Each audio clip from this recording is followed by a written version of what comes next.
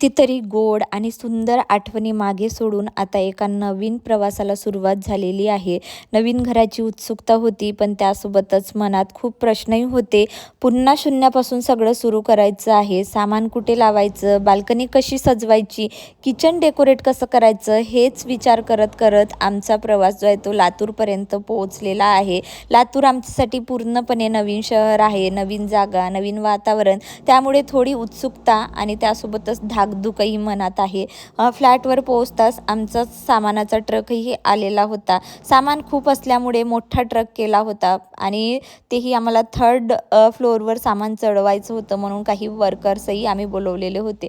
Workers लोकांची खूप वेळ वाट बघावी लागली आणि आमचा पूर्ण रात्रभर प्रवास झालेला होता. त्यामुळे ना आम्ही खरं तर सगळे इतके थकलेलो होतो की खूप जास्त. आणि इथे आल्यानंतर बाहेर तर इतका जास्त वारा सुरू होता की खूपच जास्त.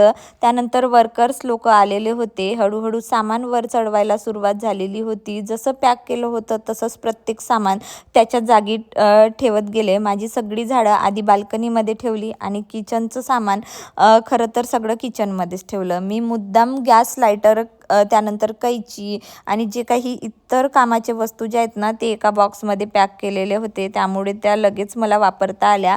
आणि सगळ्यात मोठा आधार म्हणजे माझी आई होती. ती स्वयंपाक आणि मुलांची जिम्मेदारी जी आहे तिनेच घेतलेली होती. त्यामुळे मी जास्तीत जास्त करून सामान इकडे तिकडे नेण्यामध्येच माझा टाईम जात होता. सो आईला आधी जे आहे ना गॅस आणि हंडी लावून दिलेली होती, कारण म्हटलं चला 8 दिवसापासून आम्ही बाहेरचंच खात आहोत, म्हणून आज काहीतरी घरचं खावं, म्हणून आईने स्वयंपाकाची जबाबदारी घेतलेली होती.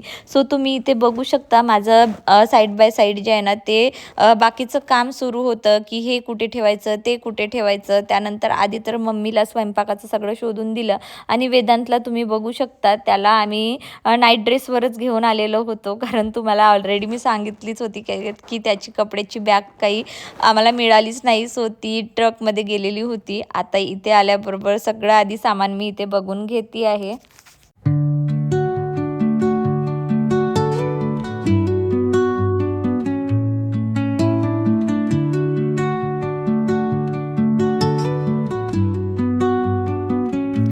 किचनमध्ये अजून खूप सामान होतं, त्यामुळे आधी शक्य तितके बॉक्स आणि बोरी जे आहे ते रिकामी करून सामान जागच्या जागी ठेवण्याचा प्रयत्न मी करत होते. अजूनही काही परफेक्ट सेट करत नव्हते. जिथे जशी जागा मिळाली तिथे मी तात्पुरतं सामान ठेवत होती. तिकडे आईने भांडी धुवून काढली होती, त्यासोबतच स्वयंपाकालाही सुरुवात केलेली होती. मुलांची आज फरमाईश होती की त्यांना टोमॅटोची चटणी खायची आहे. आम्ही येताना थोडं भाजीचं सुद्धा आणलेलं होतं, म्हणून प्रवासानंतर आम्हाला थोडंसं हलकं आणि घरचं जेवण खायचं होतं, म्हणून आईने टोमॅटोची चटणी, चपात्या आणि भात बनवलेला होता.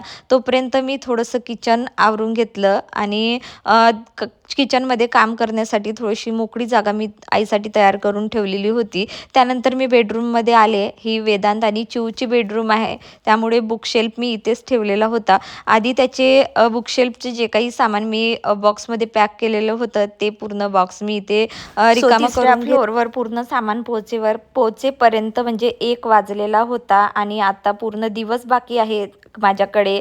जेवढं होऊ शकते तेवढं मी म्हणजे स्वतःला टार्गेट दिलं आहे की जेवढं काही होईल तेवढं मी रिकामं करण्याचा प्रयत्न करते. खरं तर एका दिवसात संपूर्ण घर सेट करणं शक्यच नाही, पण प्रत्येक छोटंसं काम मी पूर्ण करू शकते. जसं टी व्ही लावायची आहे ते आज काही शक्य नाही, कारण टी व्हीसाठी इलेक्ट्रिशियन लागतो. त्यानंतर वॉशिंग मशीन, गीजर, आरो आणि बऱ्याच अशा वस्तू फिटिंग करायच्या आहे, जे आज तर काही शक्य नाही आहे. म्हणून जे काही माझ्याकडे वॉर्डरोब आहे, बुकशेल्फ आहे, ते सगळं मी आता आवरून घेते आहे. ॲक्च्युली मी ना पॅकिंग करतानाच म्हणजे असं बरोबर पॅकिंग केली होती. जसं बुकशेल्फमधलं सामान मी एका बॉक्समध्ये केलेला होता, वॉर्डरोबमधला सामान मी एका बॉक्समध्ये, त्यामुळे मला बॉक्सेस असं रिकामं करायला खूप जास्त वेळ काही लागलाच नाही. अगदी मी पटापट हे करून घेतलं. आणि असं नाही, वेदांतनीही माझी खूप जास्त हेल्प केलेली होती. अगदी पॅकिंगपासून तर अनपॅकिंग करेपर्यंत तो माझ्यासोबत होता. आणि त्याचं सुरू होतं की मम्मा हे इथं ठेव, मम्मा ते तिथं ठेव. आणि खरंच तो माझ्यासारखा, मला तरी वाटते की मी तेवढी एनर्जेटिक नाही, पण तो खूप जास्त एनर्जेटिक आहे आणि त्याला असे घरकामामध्ये मम्मीला मदत करणे किंवा असे काहीतरी म्हणजे छोटे मोठे कामं करणे त्याला फार आवडते. सो चिऊ तर माझ्या आईच्या मागे मागेच असते, त्याच्यामुळे ती किचनमध्ये आईची हेल्प करत आहे आणि वेदांत इकडे माझी हेल्प करत आहे. सो आता इथे बुक शेल्फ जे आहे माझं असं प्रयत्न आहे की बरोबर व्यवस्थित रचून ठेवावं, कारण म्हणजे नेक्स्ट टाईम मला परत परत बुक शेल्फची क्लिनिंग करावी लागणार नाही. आधी तर मी पूर्ण बुक शेल्फ एका कापडाने पुसून काढलं, म्हणजे आता हे पूर्णपणे मला सेटच करून घ्यायचं होतं. म्हणून मी इथे पूर्णपणे बुक शेल्फ जे आहे ते सेट करून घेतलेला आहे.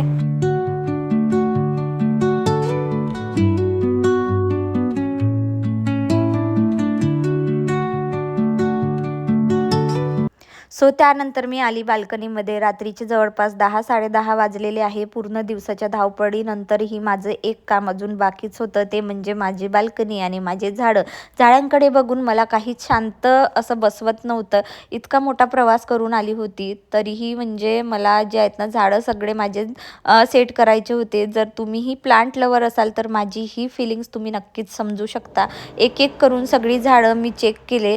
काही कुंड्या फुटल्या होत्या, काही पानं तुटली होती, तर काही 2-3 हँगिंग प्लांटर जे आहेत ते पूर्णपणे रिकामे झाले होते. पण एक गोष्ट पाहून मनाला खूप समाधान मिळालेलं होतं की 90% झाडं जे आहेत ते सुरक्षित होती. तेवढंच माझ्यासाठी खूप जास्त होतं. मग हळूहळू सगळे प्लांट स्टँड जे आहेत ते लावायला मी इथे सुरुवात केलेली आहे.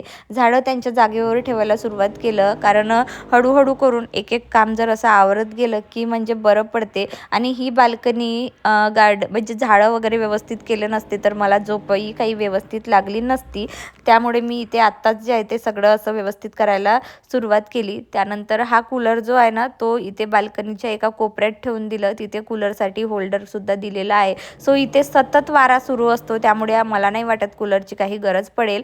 सो इन फ्युचर या बाल्कनीत बरेच चेंजेस होतील, पण सध्यापुरतं मला जसं सेट करता येईल तसं मी इथे सेट करण्याचा प्रयत्न करत आहे. एक एक करून मी सगळे झाडं जे आहेत ते व्यवस्थित मी इथे लावून घेतलेले आहे. आणि खरं सांगू तर तुम्ही माझे झाडं बघू शकता, म्हणजे इतके छान हिरवेगार दिसत आहेत ना. म्हणून मी घरातनं सर्वात आधी तर पूर्ण बाल्कनी सेट करून घेतली, झाडू वगैरे लावून घेतला. त्यानंतर पूर्ण बाल्कनीला पाणीसुद्धा मारून घेतलेलं आहे.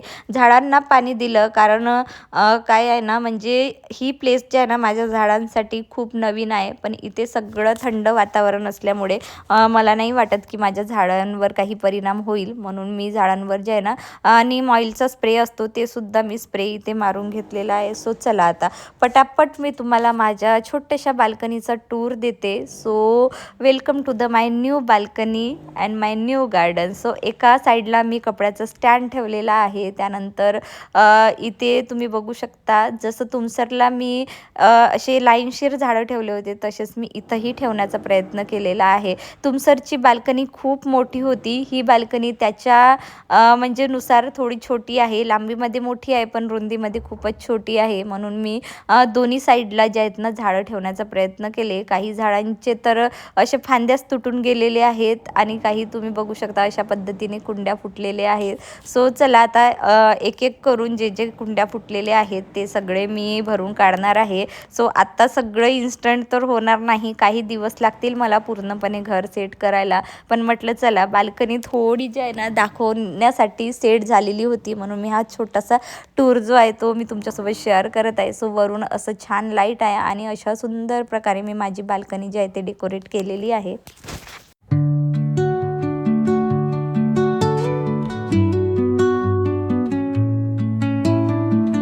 सो त्यानंतर आम्ही बेड सेट करायला घेतलं, कारण रात्रभरच्या प्रवासानंतर सगळ्यांना व्यवस्थित अशी झोप पाहिजे होती. म्हणून बेडमध्ये जे काही म्हणजे वस्तू मला ठेवता येईल ते सगळं ठेवण्याचा मी प्रयत्न करत आहे. माझ्याकडे एक्स्ट्राचे फोटो फ्रेम्स होते ते सगळे मी एका बेडमध्ये टाकून दिले. त्यातल्या त्यात आत्ता लग्नामध्ये भरपूर काही शॉपिंग झाली होती, जसे लेहंगे वगैरे जे आहेत ना ते सगळे मी या बेडमध्ये टाकून देते आहे, कारण आत्ता मला या सगळ्या कपड्यांची काही आवश्यकता नाही. त्यातल्या त्यात जे काही माझ्याकडे साड्यांचं कलेक्शन होता.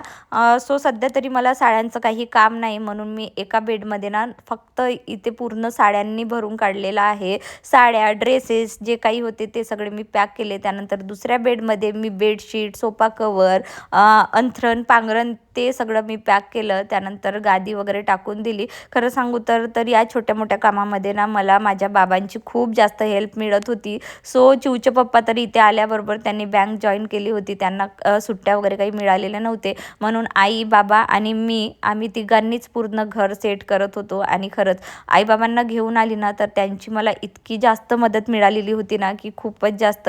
सो चला, बेडरूममधला हा बेड तयार झालेला होता. छान बेडशीट वगैरे अंथरून दिली. त्यानंतर आली मी दुसऱ्या बेडरूममध्ये. सो दुसऱ्या बेडरूममध्ये आईचं काम सुरू होता. आईने पूर्ण चिववेदूचे जे काही नवीन ड्रेसेस होते ते सगळे तिने बेडमध्ये इथे टाकलेले होते. आणि या बेडमध्ये मी फक्त चिववेदूचे सामान ठेवले. बेडमध्येच काय तर या बेडरूममध्येच मी पूर्ण चिववेदूचे सामान ठेवलेले आहे, म्हणजे जेणेकरून त्यांना सगळं असं घेता येईल आणि सोपं जाईल. सो हा सुद्धा बेड इथे रेडी झालेला होता. सो अशा पद्धतीने आज आम्ही छोट्या मोठ्या कामांसोबत घर सेट केलेला होता. कसं वाटलं व्हिडिओ मला कमेंट्समध्ये नक्कीच कळवा. चला मग भेटूया पुढच्या व्लॉगमध्ये. Bye everyone.